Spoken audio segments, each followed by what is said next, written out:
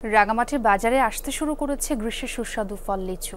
স্থানীয় চাহিদা মিটিয়ে যাচ্ছে ঢাকা, চট্টগ্রাম সহ সারা দেশে। চাহিদা বেশি থাকায় কেনার জন্য পাইকাররা ভিড় করছেন পাহাড়ে।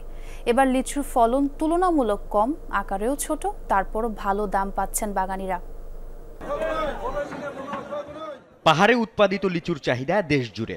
রাঙামাটি সদর, লংগদু, কাপ্তাই সহ বিভিন্ন স্থান থেকে লিচু মিলছে বাজারে। নিতে আসছেন ঢাকা ও চট্টগ্রামের ব্যাপারীরা। গতবারের তুলনায় উৎপাদন কম হলেও ভালো দাম পাচ্ছেন বলে দাবি বাগানীদের।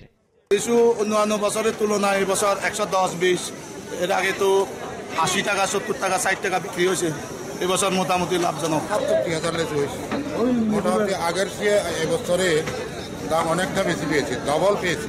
প্রতি হাজারে 1500 টাকা, 1600 টাকা এরকম বিক্রি করা হয়েছে। বাগানীরা বোটে করে রাঙামাটির সমতা ঘাট ও পৌর ট্রাক টার্মিনালে আনার পর সেখান থেকে পাইকাররা নিয়ে যাচ্ছেন দেশের বিভিন্ন জেলায়। চাহিদা বেশি হওয়ার কারণ হলো এখানকার লিচুগুলো কিন্তু আসলে মিষ্টি। পাহাড়ের লিচুগুলো একটু মিষ্টি, যার কারণে একটু চাহিদা বেশি। সংগ্রহ করি, ঢাকায় নিয়ে যাই, অন্য জায়গায় নিয়ে যাই।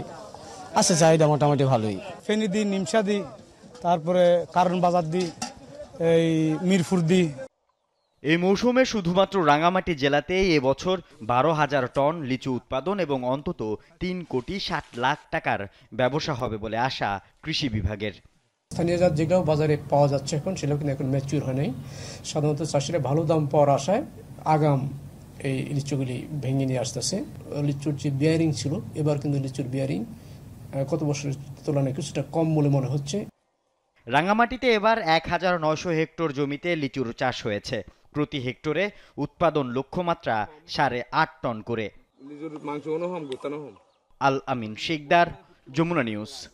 শুধু প্ল্যান করলেই হবে, টিভি পাইতে ক্যাপটাও তো খুলতে হবে। কোকা-কোলার এত বড় অফার, ক্যাপ খুলো, কোড দাও আর উত্তর দিয়ে জিতে নাও ফ্রিজ, টিভি, ফোন আর প্রতি বোতলে নিশ্চিত ক্যাশব্যাক।